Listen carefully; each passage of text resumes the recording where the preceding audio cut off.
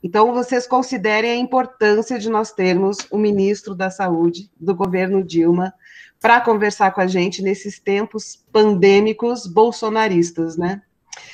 Bem-vindo, Alexandre.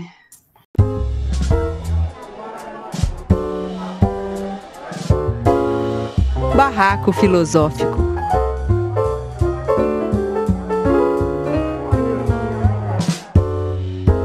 Oi, gente, estamos aqui então para mais um Barraco Filosófico, né? A gente está armando barracos com convidados e hoje nós vamos armar o barraco com Alexandre Padilha.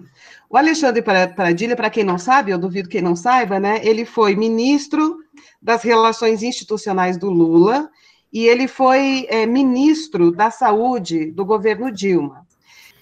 Bem-vindo, eu que agradeço o convite, já estou sabendo que é seu aniversário, Fernanda, então parabéns. Um abraço a todos que estão aqui. Estou à disposição de vocês para a gente fazer uma conversa sobre esse momento tão difícil que o Brasil está vivendo. A gente vive a maior tragédia humana na nossa história, né? O Brasil é hoje uma ameaça global, não é só a população brasileira que está sob a ameaça do presidente Bolsonaro e desse projeto. O Brasil hoje é uma ameaça global à Covid-19, ao descontrole da pandemia, aos riscos que a situação do Brasil pode levar para a América do Sul, mas para o mundo como um todo. O Brasil as fronteiras estão fechadas, né? Ninguém está querendo brasileiro por causa do Bolsonaro pandêmico, né? Aí, Alexandre, a minha primeira pergunta para você é o seguinte: na entrevista coletiva histórica que o Lula deu, né? Ele falou o seguinte, ele falou assim, olha, a primeira coisa que eu faria era montar um comitê de gerenciamento, né, da crise da pandemia, entre outras coisas que ele falou, mas ele disse isso. Falou do uso da máscara, pá. Logo depois, o Bolsonaro começou a usar máscara, deu uma amenizada no desprezo que ele tem pelas vacinas, e montou um comitê, né? Criticável, né? Que imagino que vá conceder a essa visão negacionista do Bolsonaro em alguma medida, mas criou, né? Então, diante desse fato, eu queria te fazer a seguinte pergunta. Não para mim, mas para a nossa audiência da Rádio Madalena e do canal Filosofia em Movimento. Por que é que a pandemia é um problema político? Porque Bolsonaro transformou o enfrentamento da pandemia num movimento político.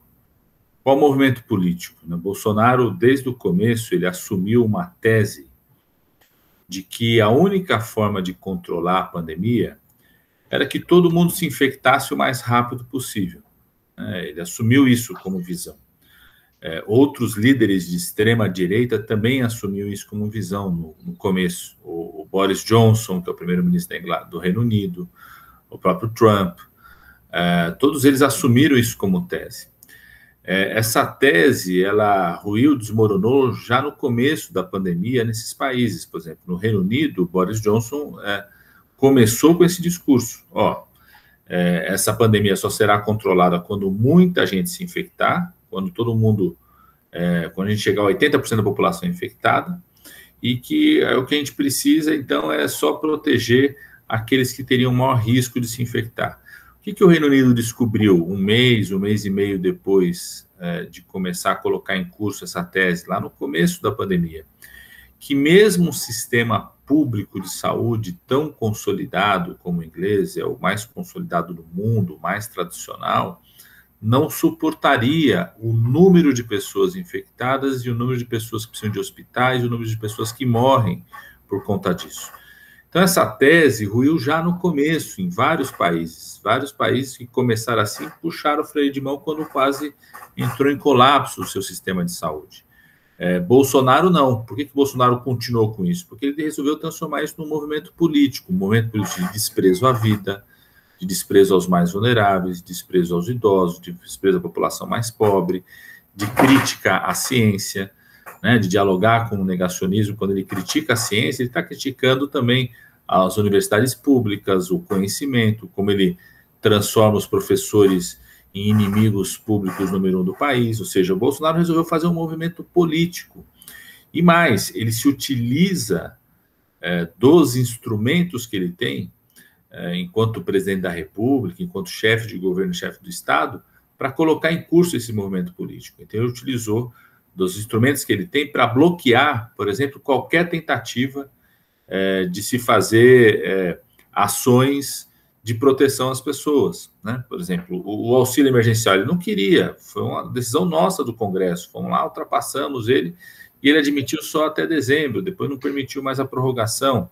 Isso aí é muito, muito, muito importante, Alessandro, desculpa te interromper. Lógico. O auxílio emergencial é uma vitória do Congresso.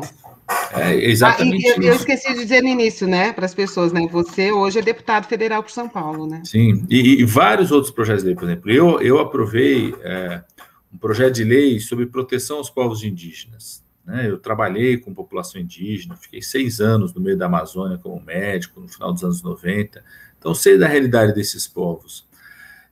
Aprovamos esse projeto de lei, Bolsonaro foi lá e vetou integralmente o projeto, nós tivemos que ir lá derrubar o veto, só que entre a gente aprovar, ele vetar e a gente derrubar o veto, você perde 3, 4 meses no meio da pandemia. Na pandemia você não pode perder um dia está significando mais de 3 mil pessoas mortas.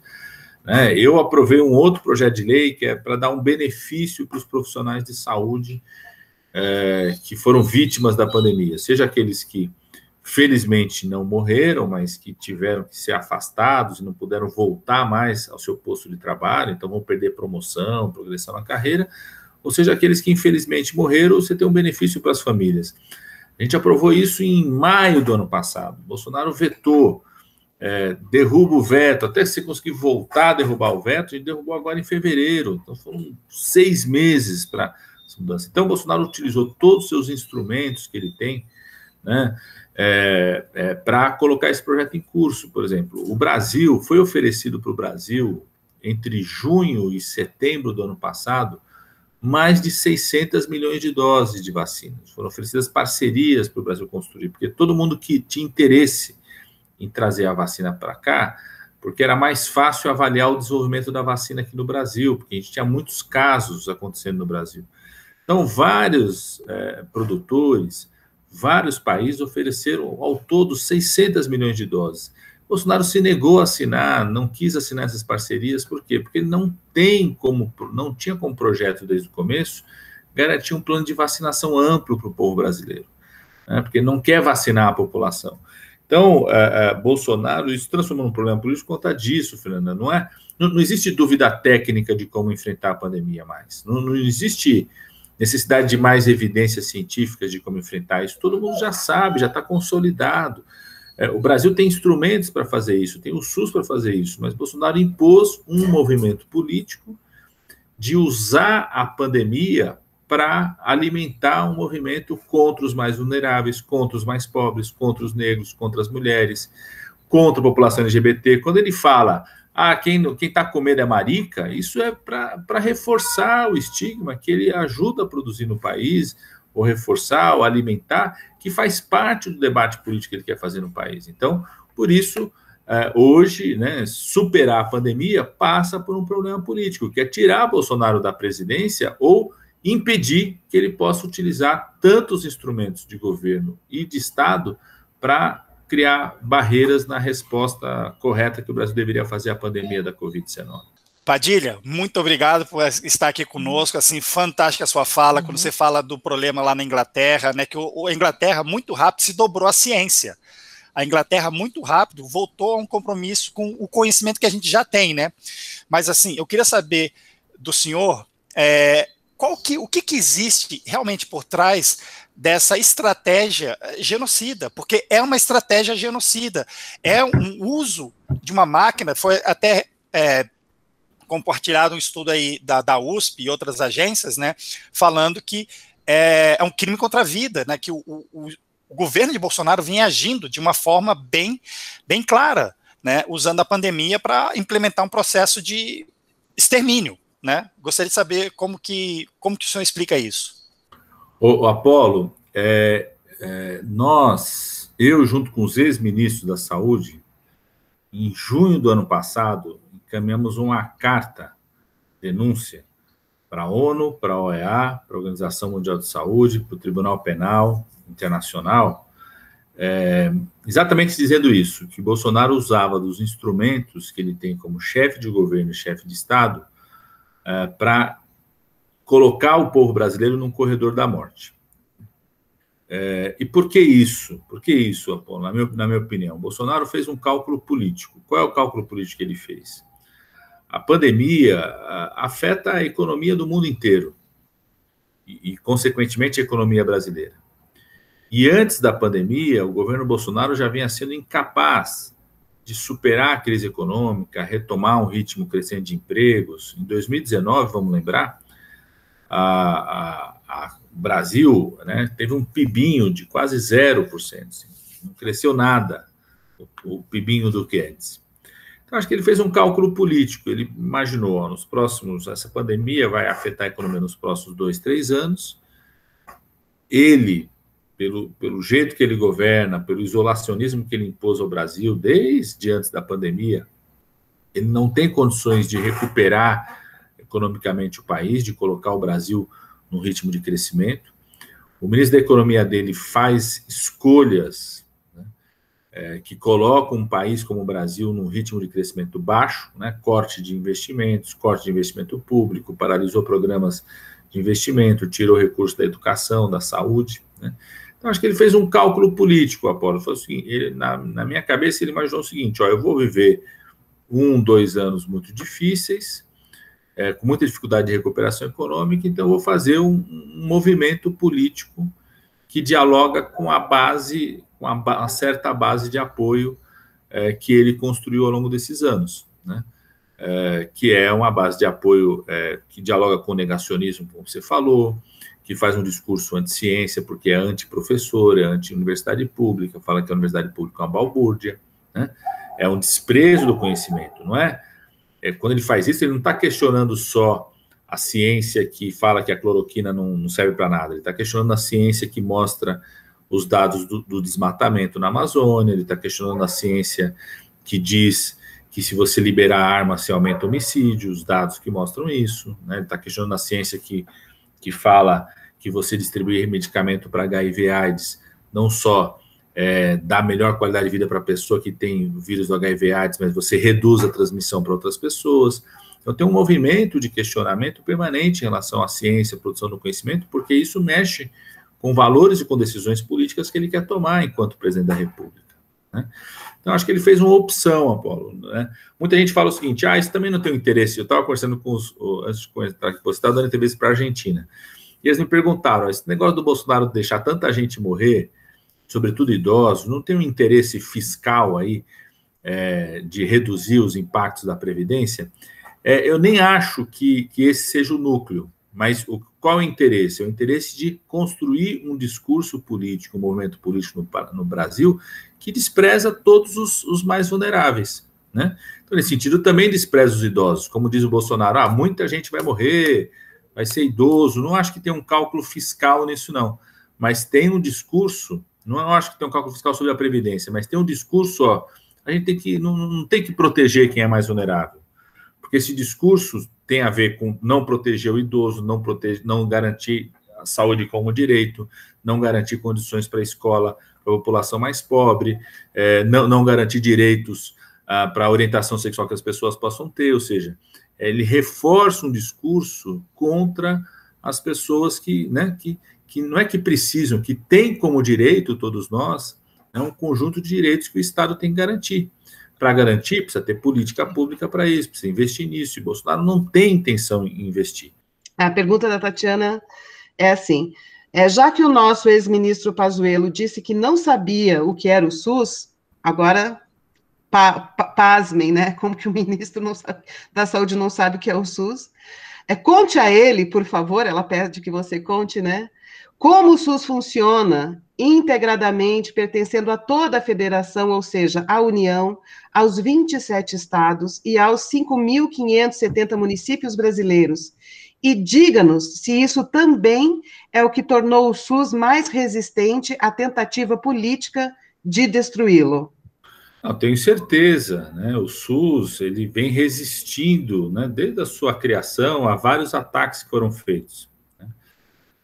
O que faz com que o SUS não tenha desaparecido como um todo, antes mesmo do Bolsonaro, quando teve aquela mudança na Constituição que congelou por 20 anos os recursos da saúde, ou seja, na prática, acabou com o direito à saúde, porque o direito à saúde na Constituição diz o seguinte: a saúde é um direito de todos e um dever do Estado, ela é resultante de várias políticas, não só de saúde, de educação, de economia, do meio ambiente, da qualidade de moradia, do saneamento, e ela tem que ser entregue para a população brasileira através de um sistema único, hierarquizado, regionalizado, com participação social. É isso que diz a Constituição.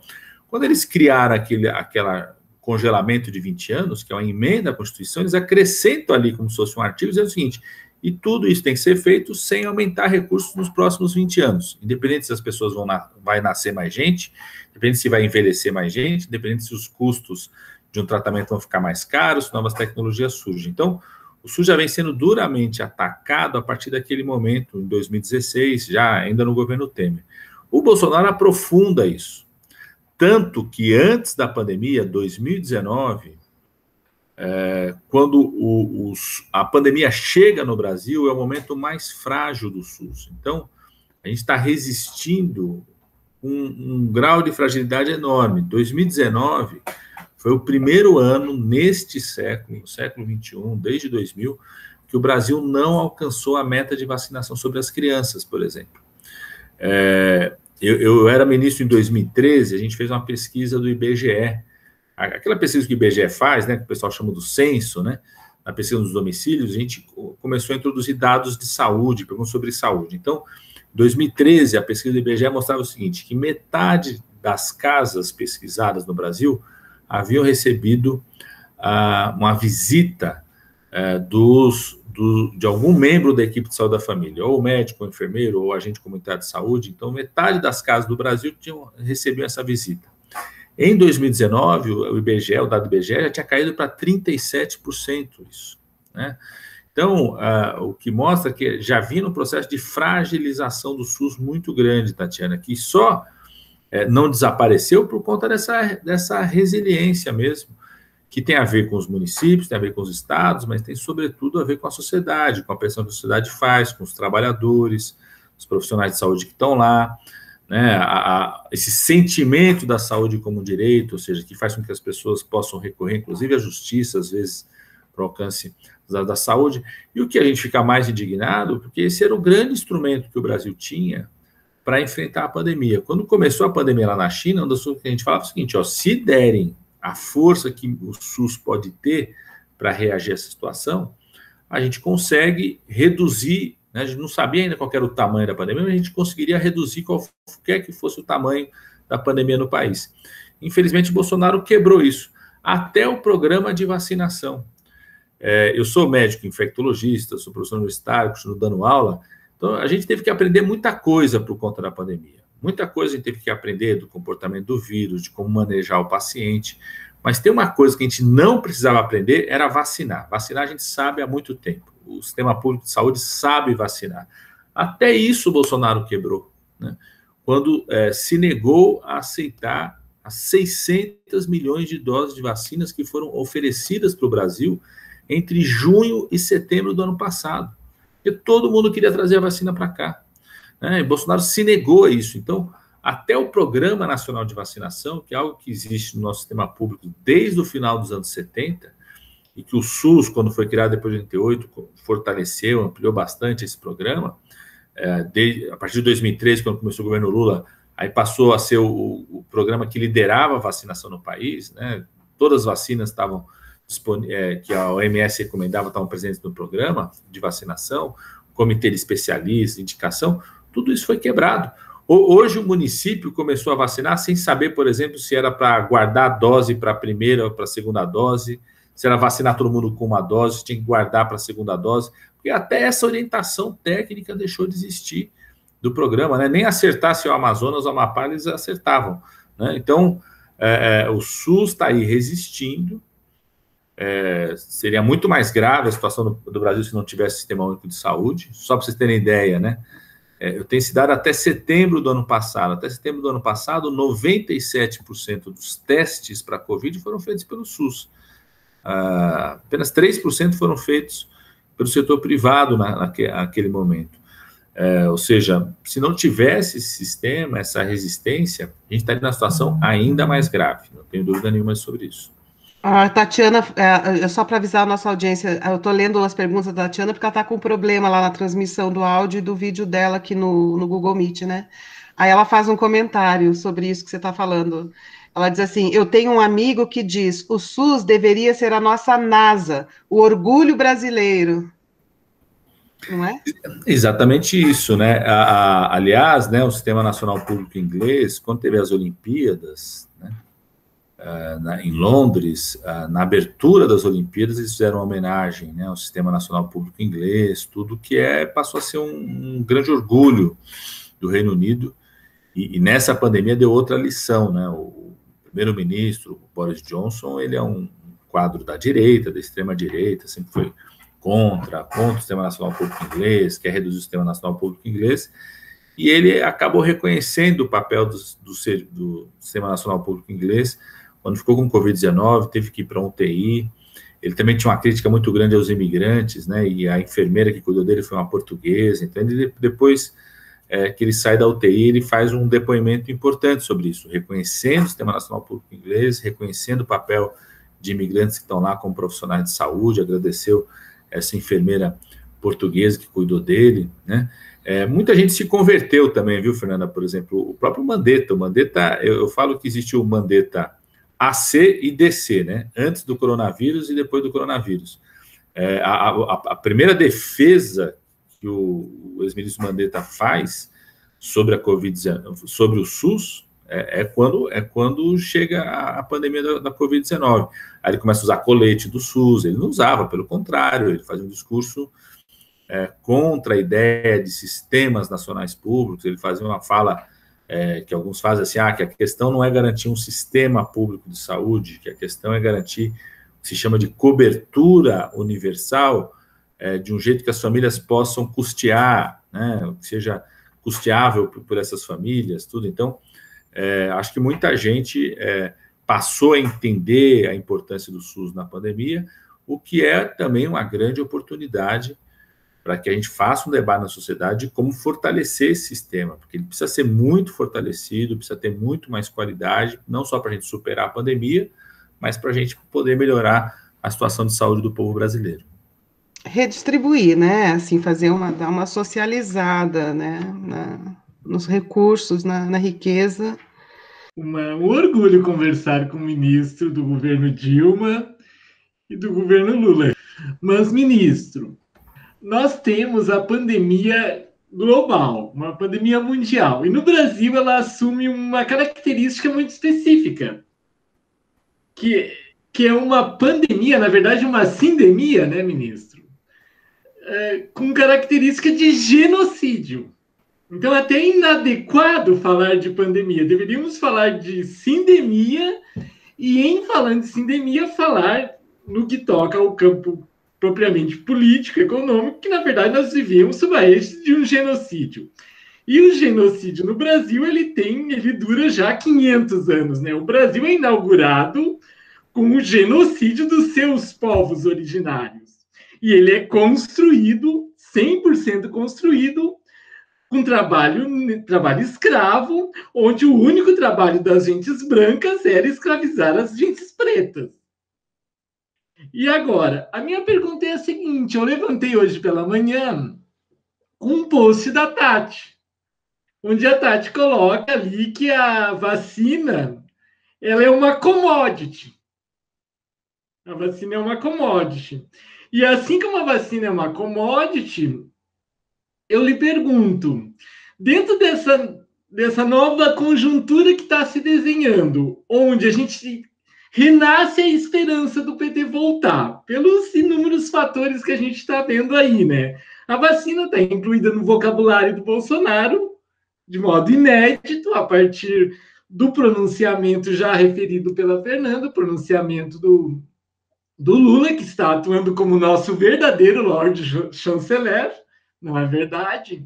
Então, a pergunta vai na seguinte direção. Em assumindo o PT, quais os desafios quais as práticas que serão implementadas no sentido de arrostar, de fazer o enfrentamento a uma pandemia que eu não vislumbro que vai se equacionar até 2022, antes de 2022. Eu não sou tomado pelo sentimento de uma positividade tóxica. Na verdade, eu me calco muito nos pronunciamentos do Miguel Nicoleles, que aponta no sentido que vai numa direção do agravamento da pandemia, tendo em vista as políticas de extrema-direita. Então, me fazendo claro, qual o desafio e como será o perfil de enfrentamento num governo Lula, num governo PT, que seja, já antevendo que a pandemia não vai estar plenamente equacionada no próximo ano. Ou se estará, não sei, é a pergunta que eu coloco. Lécio, a sua pergunta primeiro é muito boa, porque independente dela estar equacionada ou não, né, eu acredito que a pandemia vá durar até primeiro semestre de 2022, enquanto pandemia declarada. É lógico que ela pode ter outros contornos se alguma coisa nova surgir, né? Se surgir uma variante totalmente resistente às vacinas, por exemplo, acho que ela se estende por mais tempo. Mas independente se ela vai terminar em primeiro semestre de 2022, primeiro semestre de 2023, ela traz um conjunto de impactos sobre a saúde, mesmo a superação dela, que vai exigir, né, um cuidado muito específico de superação a ela. Então, independente se ela termina em 2022, a superação dos impactos que ela tem para a saúde vão ser mais longos do que 2022, né? Seja os impactos diretos da Covid, né, os milhares de profissionais de saúde que morreram, que ficam afastados, que precisam ser, de certa forma, repostos, qualificados, né? As pessoas que felizmente não morreram, mas ficam com sequelas, precisam ser reabilitadas em relação a isso. Isso significa você ter que ter novos centros de cuidado, de reabilitação das pessoas que estão com sequelas da Covid-19.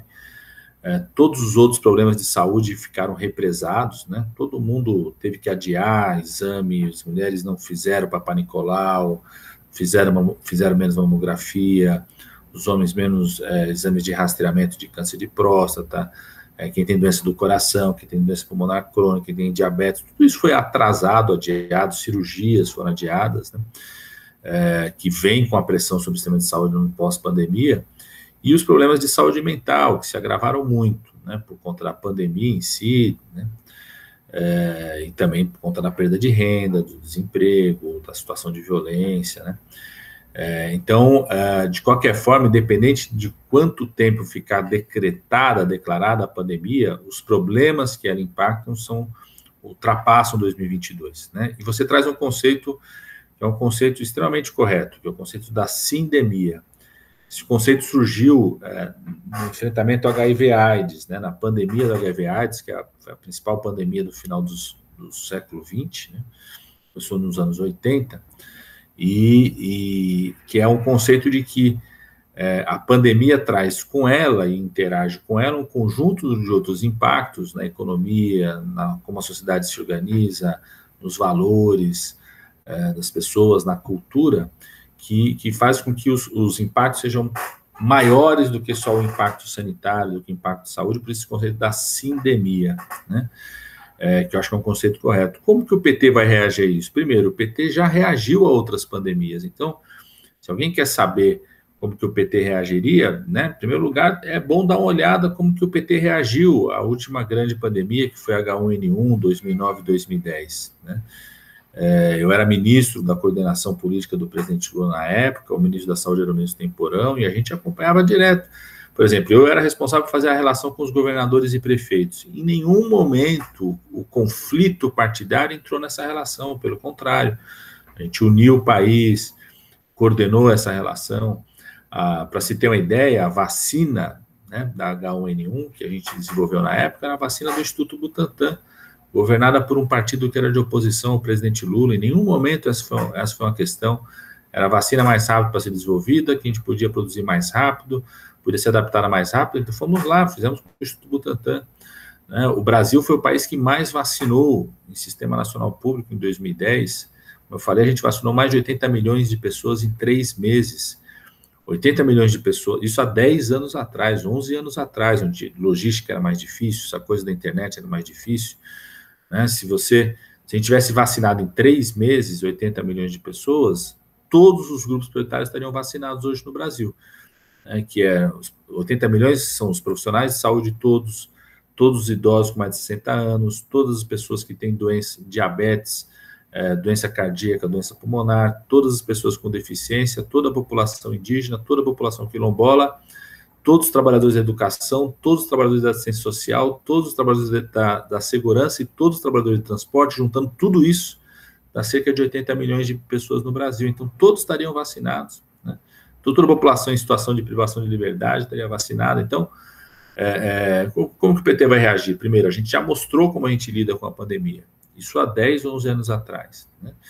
E sabendo que essa pandemia hoje, essa sindemia, como você falou, traz novos desafios. Né? De um lado, de um fortalecimento do sistema de saúde, e eu acho que hoje a gente tem um apoio maior da sociedade brasileira para fortalecer o SUS do que a gente tinha lá em 2009, 2010. Então, questões que a gente não conseguiu fazer naquela época, por exemplo, né? Em 2007, por exemplo, nós fomos derrotados no Senado por um voto do Senado que tirou 40 bilhões de reais da área da saúde. O Senado, por um voto, tirou 40 bi.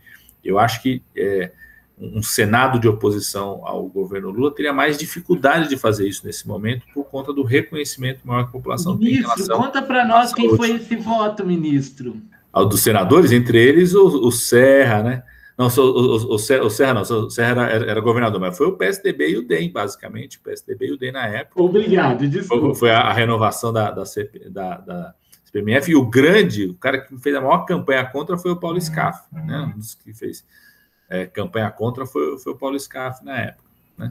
Então, eu acho, Alessio, que a gente teria condições de, primeiro, né, de fortalecer o SUS com muita força, né, enfrentar o tema da redução de renda, eu acho que hoje a gente tem mais ambiente para fazer o que a Argentina fez, o que a Bolívia fez, que é criar um imposto sobre grandes heranças num momento como esse para financiar a saúde e a recuperação de renda. Né? Há um escândalo no meio da pandemia como essa ter aumentado o número de bilionários no país.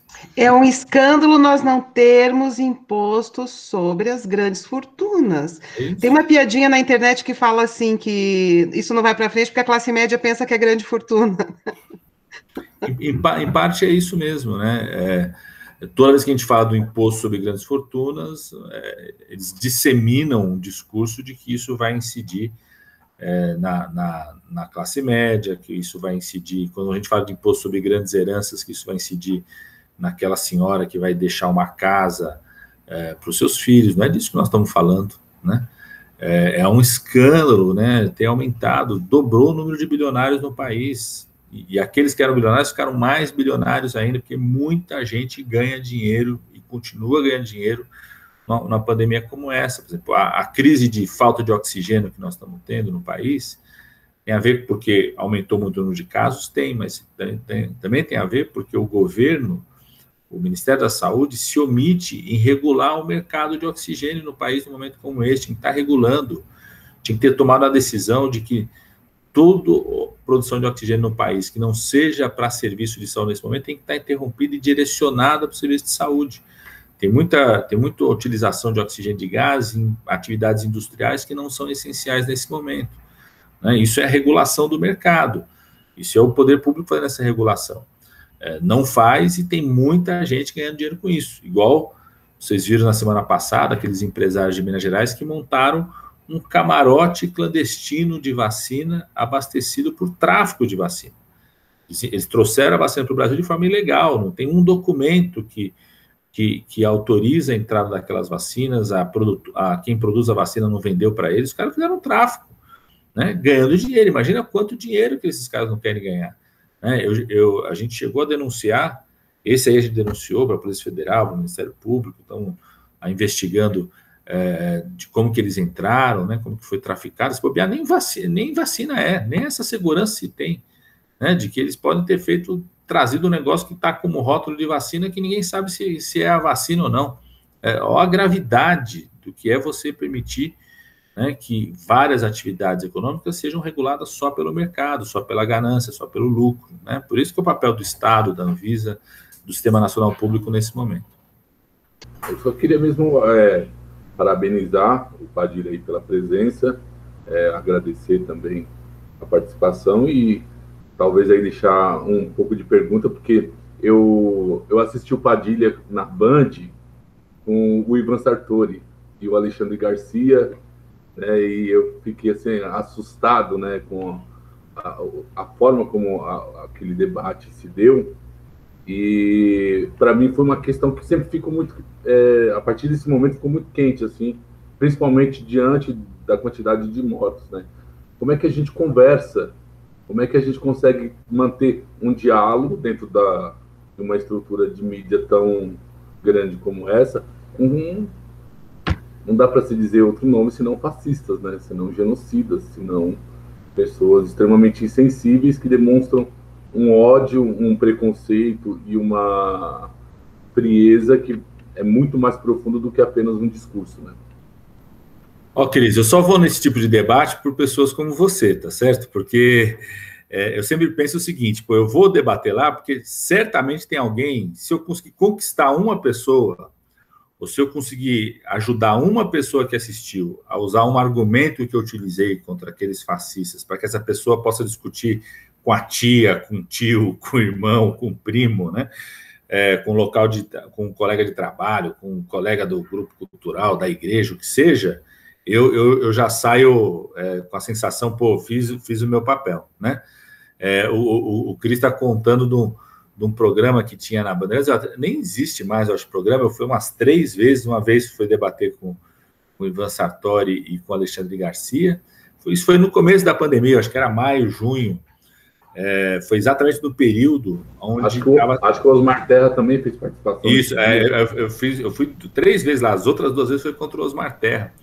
Inclusive foi um período, foi logo depois, quando o STF tomou aquela decisão, era maio, em torno de maio, porque foi quando o STF tomou a decisão de que o governo federal não podia determinar sozinho as medidas de fechamento das cidades, que tinha que respeitar o que os governos estaduais e municipais tinham em relação a isso, né? Porque o Bolsonaro era contra qualquer tipo de fechamento das cidades. Então, o debate era esse. Quando começou a pandemia, eu conversando com o Temporão, né? Eu contei aqui a pandemia de 2009 e 2010, da H1N1, eu era ministro da coordenação política do governo Lula e o Temporão era o ministro da Saúde. Então, a gente enfrentou muito junto aquele momento. E quando começou essa pandemia, eu conversando com ele, eu falei, Temporão, olha só, 10 anos depois nós vamos enfrentar uma outra pandemia. E o Temporão falou uma coisa assim, e essa vem com uma outra característica, né, que é a infodemia, ele falou, que era essa coisa da gente viver um mundo, né, onde tem muita informação. Por um lado é muito bom, porque você conseguiu popularizar, né, até um certo debate sobre a ciência, evidência científica, dados, tudo, para todo mundo sabendo um pouco mais sobre isso, né? Média móvel é uma coisa que todo mundo está falando, tudo. E, por outro, é um grande desafio, porque também dissemina muita notícia negacionista, muita posição negacionista, né? Então, é uma das coisas que a gente precisa enfrentar. Por exemplo, eu sugiro, viu, Cris? Eu faço isso várias vezes. Recuperar, por exemplo, as postagens do Osmar Terra, né? Eu me lembro, um desses debates, nessa época, maio, junho, o Osmar Terra já tinha declarado que a pandemia ia acabar em abril, que o pico era em abril, né? E cada vez vai sendo desmentido, né? Vai sendo desmentido, vai caindo por terra esse argumento, né? E eu acho que a gente tem que enfrentar desde o começo. Tem muita gente que já mudou de opinião, não é à toa que cai fortemente, né, a percepção, a aprovação do Bolsonaro. E acho que a gente também tem que saber que novas formas de organização vão surgindo nessa pandemia, em torno, inclusive, desse debate, né? Você pega, por exemplo, o Conselho Federal de Medicina, que tem uma postura tão bolsonarista, né, tão submissa à postura do Bolsonaro, a Associação Médica Brasileira também, o próprio debate da pandemia fez com que a direção que estava na Associação Médica Brasileira fosse derrotada na sua eleição, assumiu uma nova direção, soltou um boletim há 2 semanas atrás, questionando a postura daqueles médicos que praticam charlatanismo, que ficam divulgando por aí medicamentos que não só não têm eficácia, mas que agridem o corpo das pessoas, né? Então, de certa forma, também a pandemia está permitindo novas organizações, novas redes de solidariedade. Esse enfrentamento do negacionismo, acho que dá uma visibilidade ao papel da ciência, da universidade pública, que eu acho que a gente precisa estimular ao máximo, Cris, e debater sempre, né? Uma coisa eu aprendi com o Franklin Martins, que era o secretário de comunicação do governo Lula, né? Um jornalista muito conhecido. Ele falava o seguinte, ó, a gente pode perder de 4-3, a grande imprensa sempre é muito negativa, né, poucos espaços, ele fala assim, é melhor perder de 4-3, o que não dá para perder de WO, né, temos que ir lá para disputar, para perder de 4-3, vamos perder de 4-3, mas o que não dá é WO, a gente se ausentar, não ir, não disputar, acho que isso não dá, e ao mesmo tempo estimulando formas alternativas, né, outras formas, desse debate, como vocês fazem aqui, que é tão fantástico, né? Eu não consigo ficar 3 horas direto, viu, Fernanda? Mas 3 programas de 1 hora eu consigo fazer, consigo me organizar aqui para isso. Então, isso que você fala tinha a ver com uma questão que eu queria te colocar, porque quando começou a pandemia, apesar do susto geral, também surgiram várias ideias que, assim, eu acho que ela vai mudar esse sistema de exploração, as pessoas vão entender melhor a importância das políticas sociais, né? É como se tivesse todo mundo com esperança de que a gente pudesse superar essa lógica exploratória e cruel, neoliberal, cada um por si, essa coisa toda, né? Mas depois também começou a haver, eu percebi, assim, uma desilusão, no sentido de que, parece que no lugar disso, a necropolítica está ganhando território. Então, assim, parece que ela venceu, pelo menos no Brasil, né? Ou vem vencendo. Mas também nos últimos tempos, algumas coisas têm acontecido, né? Lula inocentado, a farsa jato exposta, né? E você agora contou algumas coisas. Então, eu queria reforçar, na verdade, pedir que você fale mais sobre isso.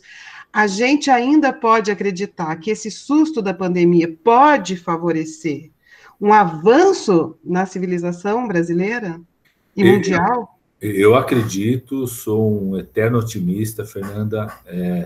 Agora, a gente precisa compreender que sempre esse é um processo de disputa. Né? É contínuo, né? Não é uma coisa que se resolve de uma vez por todas. E que você não está jogando sozinho. Do outro lado também se reorganiza. Né?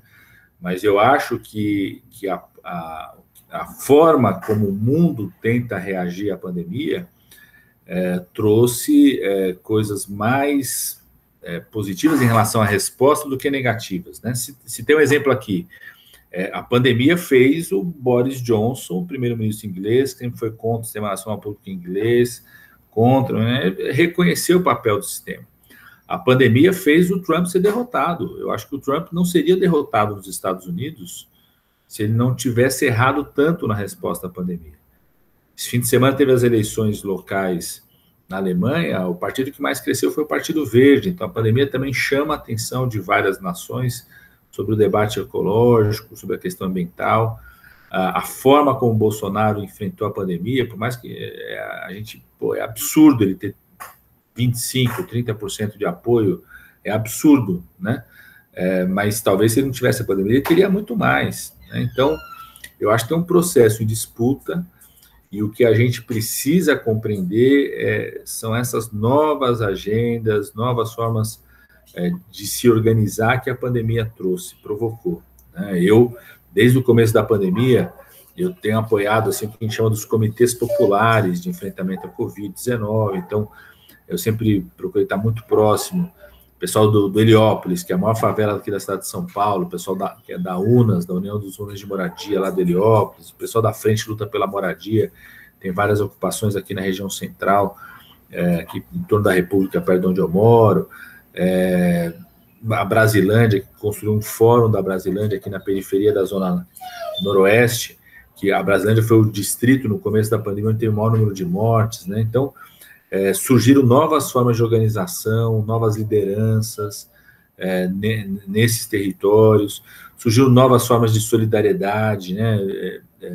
Por exemplo, as mulheres, né? O exercício de solidariedade entre as mulheres são as principais vítimas da pandemia, seja por conta da violência, perda da renda, perda de emprego, jornada quádrupla em casa, né? Então, essa solidariedade, formas de solidariedade que surgem entre as mulheres. Então, tem novas lideranças que surgiram, essa coisa do momento dos entregadores, né, que é uma categoria que ficou mais explícita agora durante a pandemia. Então, ao mesmo tempo, Fernanda, acho que tem muita coisa nova que surgiu que a gente precisa ter humildade de dialogar com ela, com essas novas formas de organização, para repensar o mundo a partir daí, né? Eu não tenho dúvida nenhuma.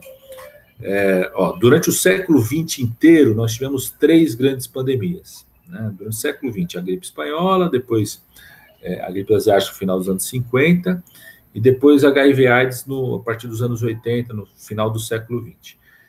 No século XXI, né, nós estamos 2 décadas, né? 2 décadas do século XXI, nós já tivemos em 20 anos 3 grandes pandemias, né? H1N1, a SARS não chegou a ser uma pandemia, mas foi uma emergência de saúde pública, de importância internacional, e agora a pandemia da Covid-19. Então, ou a gente muda o jeito que o mundo está se organizando, ou nós vamos ter daqui a 10 anos outra grande pandemia. Então, acho que é um grande momento também para o mundo se reorganizar. Significa que necessariamente vai para um mundo mais solidário? Não, porque isso está em disputa. Vai para um mundo menos desigual? Não, porque isso está em disputa, né? Vamos lembrar, o mundo construiu o nazifascismo a partir de outras crises mundiais que tiveram, né? Então, acho que esse debate tem que estar presente, nós temos que estar muito firmes nisso. Todo mundo acordando politicamente, né? Todo mundo se liga, se liga, né? Isso. E percebendo as novas pautas que surgem com a pandemia, que eu acho que tem que ser objetos do campo progressista, de como que assume as novas pautas, as formas de organização, né? A gente entrevistou aqui o João César de Castro Rocha, que tem sido bem requisitado, porque ele publicou um livro sobre a guerra cultural bolsolavista, né? Muito bom, ele estudou várias das produções, né, ideológicas deles, desde Olavo de Carvalho até músicas, rap de Jesus, o Bolsonaro vindo a cavalo por Deus, né? E aí ele disse uma coisa que me preocupou muito, ele disse assim, primeiro ele fez essa formulação que eu achei genial, ele disse assim, que a vitória da guerra cultural bolsolavista significa o fracasso do governo. O que isso quer dizer? A vitória do negacionismo é o fracasso do governo no gerenciamento da crise da pandêmica, né? E todas as outras. Mas depois ele diz uma outra coisa que me preocupou e que é isso que eu queria te perguntar. Ele diz assim, só que esse fracasso do governo é interesse bolsolavista porque gera o caos e com o qual se permite alguma ação mais radical de repressão, de fechar congresso, um novo golpe militar, só que farsesco, vamos dizer assim, né? A minha pergunta para você para você e para os seguidores do canal e para o nosso grupo, que a gente pensa bastante sobre isso, é possível, você acha que existe contexto nacional e mundial para uma ação assim mais radical, para um aproveitamento do caos que eles mesmos criam, para impor um regime não democrático, né, para superar todos esses avanços democráticos que a gente teve no final do século XX? É possível, sim, é possível, não tenho dúvida nenhuma, Fernanda, e acho que a gente precisa estar muito preparado para isso. Eu não tenho dúvida nenhuma que Bolsonaro, ele prepara um clima de instabilidade institucional permanente, prepara um discurso de questionamento, primeiro sobre o sistema político, sobre como que é feita a eleição, né, um questionamento sobre o resultado eleitoral, caso ele perca, não tem dúvida nenhuma, e que pode significar, não sei se necessariamente o desfecho disso é um golpe, né, ou se o desfecho disso é uma instabilidade permanente. Por exemplo, o Bolsonaro pode criar um clima de que, em ele sendo derrotado, ele manter uma instabilidade política tentando inviabilizar um governo que seja vencedor. Inclusive com as milícias, né? Com as milícias, com a ação violenta, com a milícia rural, com o papel dos proprietários de terra que tem na área rural, com as milícias no território, com o papel das PMs, né? Para citar um exemplo aqui para vocês, no sábado de manhã, vocês sabem toda a luta que o prefeito Edinho, lá em Araraquara, está enfrentando nessa história de implantar o lockdown. Eu tenho acompanhado isso desde janeiro. No sábado de manhã, qual era o desespero deles? Que o coordenador de fiscalização da prefeitura estava fazendo ação de fiscalização junto ao setor do comércio e queria reabrir de forma irresponsável, e a PM que estava lá prendeu o cara, o coordenador da fiscalização, não os comerciantes, né? Não os empresários. Levou, aí a prefeitura entrou em contato com o comando da PM, e depois reconfiguraram. Não foi bem isso, a gente pegou só para proteger fisicamente, né, o coordenador. Depois a própria PM foi lá apoiar as ações, mas mostra, né, o quanto que você tem, né, além das milícias, além das milícias rurais, né, vou chamar assim, quer dizer, o exército rural dos proprietários de terra que estão se armando há bastante tempo. Você tem também corporações responsáveis pela segurança pública, que acabam tendo porte de arma, que estão fazendo vários movimentos, né, de questionamento sobre a institucionalidade. Então, não tenho dúvida nenhuma que Bolsonaro prepara um clima como esse. Não é verdade, acho que o exemplo da Bolívia é muito explícito, não é verdade que hoje o mundo dito liberal tem a democracia como um valor importante. O reconhecimento imediato que eles fizeram, aquela golpista, a Jane, que virou presidenta, que depois o Evo Morales, um golpe militar, com participação das Forças Armadas, de imediato, Estados Unidos, Europa, todos reconheceram o governo que surgiu na Bolívia, né? Agora, de forma correta, ela foi presa, os Estados Unidos estão questionando a prisão dela, ou seja, a gente não pode ter ilusão, não podemos ter ilusões de que um certo consenso que foi construído no final dos anos 90 e início dos anos 2000, de que fortalecer regimes democráticos era também interessante para a globalização financeira do mundo, para a agenda neoliberal, na minha avaliação, esse mundo neoliberal já desistiu, né, não desistiu, abandonou a defesa da democracia como um valor universal e permanente há um bom tempo já, e vem apoiando vários golpes. Uma das falas muito importantes daquele empresário da Tesla, né, quando ele falou assim, nós vamos dar golpe onde tiver que dar, a gente vai dar. Então, eu não sou daqueles que tem essa ilusão. Tem muita gente iludida que votou no Bolsonaro, falando o seguinte, o Bolsonaro fala isso, mas as instituições brasileiras são fortes, não vão permitir que ele tenha roubos. Mostrou a fragilidade das nossas instituições. Bolsonaro governa cometendo crime atrás de crime de responsabilidade, crime sanitário, crime contra a vida, crime contra a democracia, quando ele suscita, né, homenagens à ditadura, ao AI-5, e o Congresso Nacional a gente não consegue ter maioria para tirá-lo, o STF também não enfrenta, eu acho, como deveria enfrentá-lo, a sociedade também, como um todo, não consegue enfrentar. Então, a gente tem instituições muito frágeis, né? E eu não tenho, eu acho que a gente precisa estar preparado para aquilo que Bolsonaro, se prepara, que gerar uma estabilidade política no país, né? Se o desfecho dela é um golpe clássico, tenho dúvida se ele tem controle sobre as Forças Armadas, tenho dúvida qual é o controle que ele tem, mas que ele tem e prepara a ideia de construir e manter uma estabilidade no país, não tenho dúvida. E se alguém tem dúvida disso, é só imaginar. O Aécio, o PSDB fez isso em 2014, imagina o que Bolsonaro pode fazer, né? O PSDB, que tem todo o verniz da democracia, né, dos ilustrados, né, não teve a vergonha, né, não teve inibição nenhuma de gerar uma instabilidade democrática do país depois que perdeu as eleições, questionou as eleições, mandou fazer auditoria, a grande imprensa apoiando, transformaram o governo da Dilma num caos, né, institucional. Imagina o que Bolsonaro pode fazer, se dispõe a fazer, depois do que o Trump fez e apoiou lá no Congresso americano. Então, eu acho, e isso para a gente é difícil a gente pensar nisso, porque a gente não está acostumado a pensar nisso, né? Nós somos de uma geração que começou a participar da vida política do país já na democracia, então a gente não está acostumado, a gente cresceu inclusive com essa defesa de que sistemas democráticos eram uma defesa que juntava aí não só o campo progressista, mas a direita liberal, defendia sistemas democráticos. Isso, na minha opinião, ruiu há um bom tempo já, né? Há um bom tempo, inclusive, a direita liberal foi conquistada, eu diria, inclusive, por lideranças que exaltam o autoritarismo, exaltam a supressão dos direitos, a supressão da participação, que operam o conflito o tempo todo. No caso da Europa, é o conflito da imigração, no caso dos Estados Unidos, é o conflito racial e da imigração também muito forte.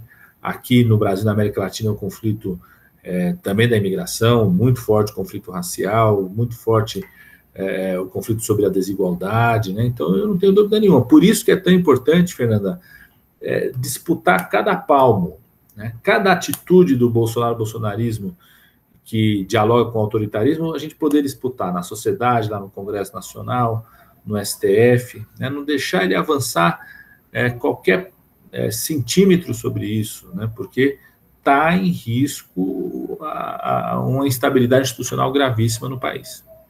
Agora, que bom que você lembrou do PSDB. Falam tanto da autocrítica do PT, eu quero a autocrítica do PSDB, porque foi o PSDB que começou com tudo isso. A autocrítica do PSDB. Cadê a autocrítica do PSDB? Não é? A Tati te pergunta.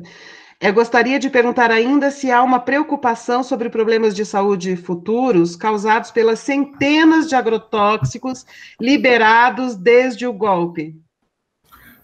Isso tem um impacto direto, imediato.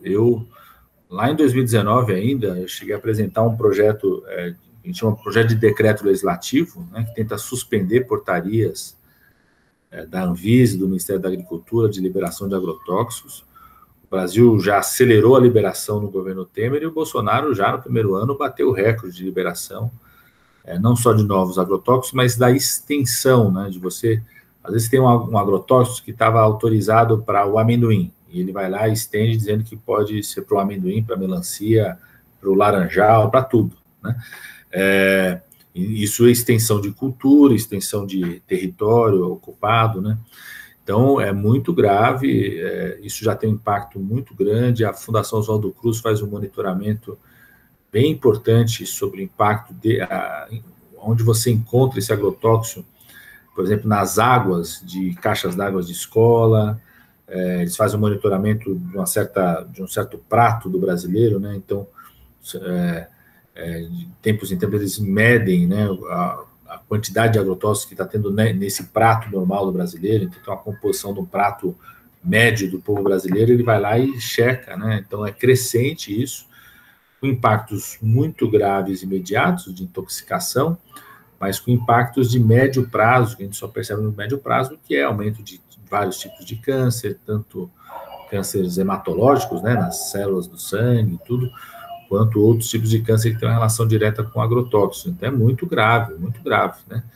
Se a velocidade que o Ministério da Agricultura e a Anvisa tem para liberar agrotóxicos tivesse para liberar vacina, a gente estava com muito mais gente vacinada, né? É muito grave. Eu quero até reforçar, tem esse projeto de decreto legislativo nosso, quem quiser pode assinar apoio a ele. Estamos tentando voltar para cancelar essas liberações de agrotóxicos que tem no país. Eu acho que a gente, com toda a licença, deputado ministro, a gente fica tateando com a ponta dos dedos a realidade quando a gente não debate que o pacto constitucional está rompido. Na verdade, esse descompromisso que desmascara a direita liberal, eu acho que, na realidade, é um compromisso que nunca existiu. A direita liberal, desde a época do Marx, lá, já flertava com o horror e com a barbárie. O Estado do capitalismo, a ordem do capital, o sistema do capital é o sistema da pandemia. Então, como a gente vai combater uma pandemia numa espiral ascendente, ou seja, virão outras pandemias após essa pandemia, se a gente tem um teto de gasto? Então, como derrubar a PEC? Como é que o PT vai governar garroteado pelo rompimento do pacto constitucional a partir de uma PEC, onde você tem os direitos sociais que são concedidos, mas imediatamente retirados por um teto de gasto, onde os direitos não estão garantidos, há uma luta, uma tensão. Então, a minha pergunta, a minha colocação agora, né, é lembrando aquilo que eu questionei lá. Como a gente vai reerguer a institucionalidade constitucional, sendo que a institucionalidade burguesa, a burguesia já abandonou a sua própria institucionalidade e agora cabe à esquerda preservar a institucionalidade, o compromisso institucional. Não sei se a minha leitura também está correta. Não está correta, Alessio. Agora, isso não é novo no caso da América Latina. Sim. Sempre quem teve compromisso com a democracia historicamente na América Latina foram os partidos do campo progressista, democratas populares, né? Então isso não é novo para a gente, e a gente já exerceu, né, mais de uma vez, dependendo do tamanho da correlação de forças, avanços civilizatórios decisivos para a América Latina como um todo, né? Eu fico imaginando, né, quem estava ali no final da ditadura não imaginava nunca que a gente teria uma constituinte tão avançada como nós tivemos, né? Muita gente, quando o Lula ganhou as eleições de 2002, tinha muito receio do que ia ser o governo Lula, nunca imaginava que o Lula ia terminar 8 anos de governo com mais de 80% de popularidade. Então, eu acho que a gente precisa tatear e identificar quais são os desafios, mas não para nos paralisar, né? Não para temê-los, né? Para ver como enfrentá-los, né? Sabendo que a gente já enfrentou em outros momentos, né? Já demos conta de fazer enfrentamento. A Tati está colocando ali, deputado, que a gente tem que ter maioria congressual. É isso. De alguma forma, né? De alguma forma tem que ter maioria congressual. Às vezes, né? No Brasil, o exercício da presidência tem um peso muito grande nisso, né? Exemplo, mesmo a esquerda tendo, né, o momento onde a esquerda teve mais números de deputados, por exemplo, na Câmara dos Deputados, foi em torno de 170, 180, né? O PT tinha 90, somando todos os partidos, 190. Mesmo numa situação como essa, pelo exercício do governo, pelo papel que a presidência da República tem, nós conseguimos conquistar a maioria, às vezes até a maioria constitucional, no caso do Fundeb, por exemplo, Fundeb, a emenda constitucional, no caso das cotas, no caso da aprovação do pré-sal, né, das mudanças estruturais do pré-sal, maiorias foram conquistando por conta do exercício do governo também, o diálogo com a sociedade, né? Então, não tenho dúvida nenhuma, isso que eu falei, a gente vai fazer aquilo que é a correlação de forças que a gente construir, né? Uma parte dessa correlação de forças tem a ver com o tamanho do que vai ser o campo progressista no Congresso, no Senado, por isso que eu defendo que a gente tem uma candidatura só desde o começo, já no primeiro turno, que reúna todo mundo, porque isso permite você criar um ambiente de construção, de composição entre os partidos de esquerda com mais força para você ter uma votação expressiva também para a eleição da Câmara dos Deputados e de Senadores, né? Isso vai depender de como que a sociedade vai ter uma presença ativa, então como que a gente consegue mobilizar com mais força a sociedade, né? Acho que temos instrumentos hoje que a gente não tinha há 10, 11 anos atrás, essa coisa das redes sociais, né? Tem uma experiência histórica que todo mundo viveu, então acho que do que culminou no golpe, então acho que tem aprendizados em relação de como enfrentar, né? Tudo depende disso, né? Mas eu acho que a gente tem que identificar se os desafios são enormes. O Brasil, em especial, tem um sistema político que não favorece isso. É diferente, por exemplo, da Argentina, se pegar aqui, né, a experiência da América Latina, da Argentina, da Bolívia, do Equador, da Venezuela nem se fala, né, que a eleição de um presidente, em geral, estava acompanhada da maioria no Congresso, né, dos partidos do núcleo desse presidente. Sempre tinha uma maioria congressual, que permitiu, por exemplo, na Bolívia e no Equador, que se fizesse uma revisão, né, fizesse uma nova Constituição a partir daqueles governos. Então, o Brasil tem um sistema político mais complexo, mais difícil de avanço no campo progressista do que os outros países, mas você tem outras formas de enfrentar, mesmo se a gente não tiver uma maioria absoluta, que é o ideal no Congresso Nacional, né? Tem que enfrentar o desafio. Eu acho que nós estamos criando condições para isso, e o Brasil precisa disso. Eu não tenho dúvida nenhuma que só um governo de perfil progressista, nesse caso, na minha opinião, a liderança de uma figura como o presidente Lula tem um peso enorme, pelo reconhecimento internacional que ele tem e pela capacidade que ele tem de se comunicar, expressar o sentimento da maioria da população brasileira, só um campo como esse vai poder tirar o Brasil dessa crise política, social, econômica, sanitária que a gente vive hoje, tirar de uma forma que a gente reduza a desigualdade no país, amplie a diversidade, né? Senão, acho que nós vamos entrar num corredor da barbárie mesmo, né? Acho que um segundo governo Bolsonaro de aprofundar a barbárie, aprofundar o caos, aprofundar os mecanismos autoritários, né? Desmontar várias conquistas que nós conquistamos a duras penas ao longo das décadas. Saudades dos anos petistas. A gente respirava um ar de...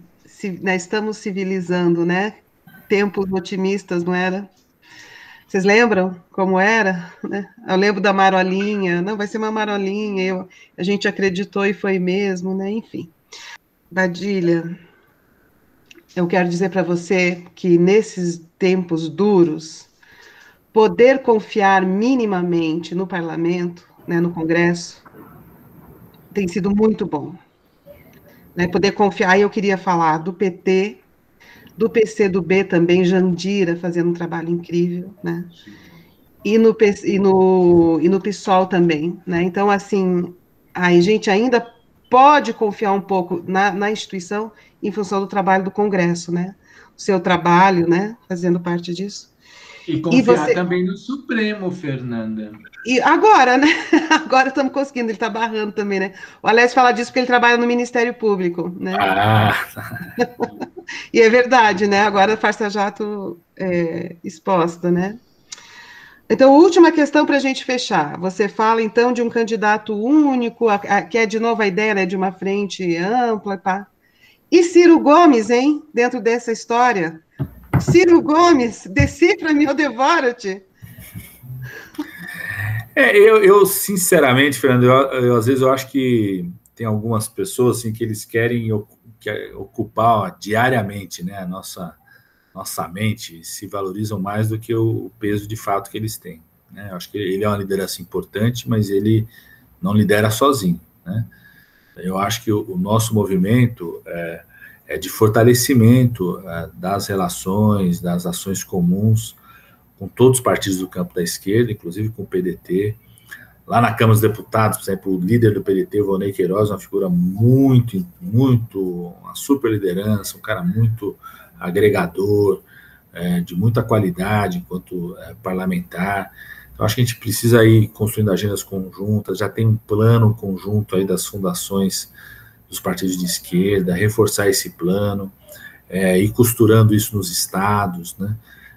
De uma forma que eu vou trabalhar incessantemente para que a gente tenha uma candidatura única aí do campo da esquerda desde o começo, porque eu acho que tem um impacto importante para a vitória. A gente precisa desse diálogo com todos os segmentos de esquerda, inclusive com o Ciro Gomes, para construir um programa de governo consistente e conseguir uma maioria parlamentar que eu diria que é fundamental, né? E acho que o PDT vai ter que tomar uma decisão, se quer estar junto com a esquerda ou se quer entrar numa aventura de tentar fazer uma composição com a centro-direita, né, oferecer a cabeça para a centro-direita vir com a forca, né, como diriam no início da construção do PT, né, tem essa história, né, que o Fernando Henrique Cardoso, todos eles queriam construir um partido com perfil social-democrata, queria que os sindicalistas, os trabalhadores estivessem nesse partido, né, e o Lula nunca esquece de uma frase que o Olívio Dutra falou assim,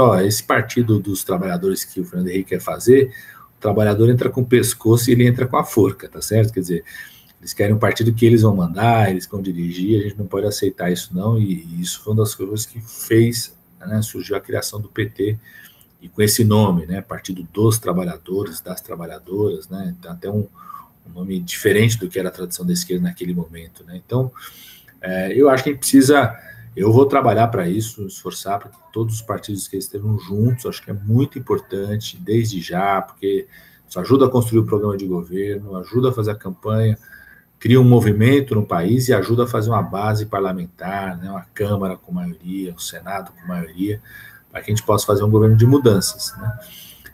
E nisso acho que cabe sim o PDT, cabe o Ciro Gomes, e espero que ele tenha isso como opção, ao invés de querer ele entrar com o pescoço para a direita entrar com a forca.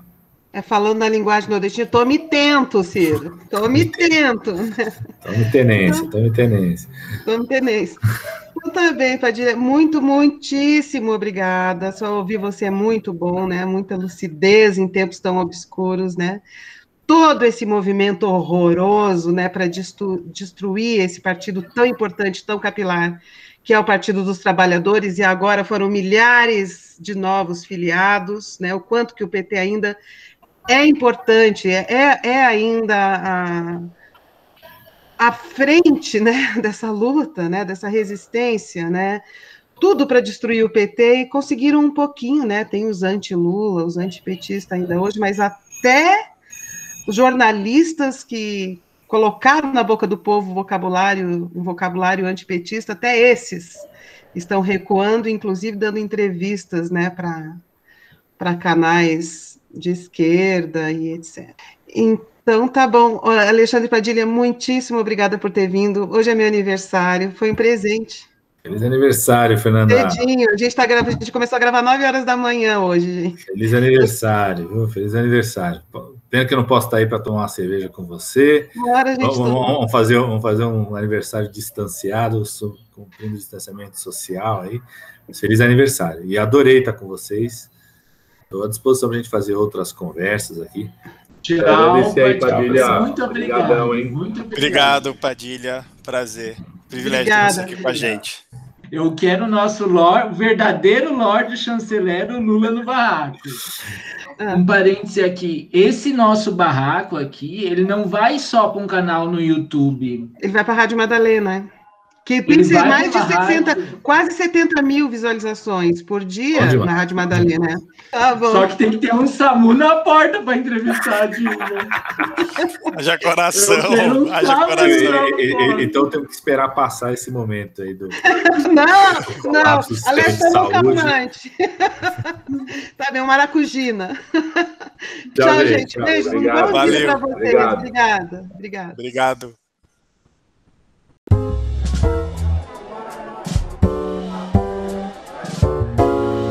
Barraco Filosófico.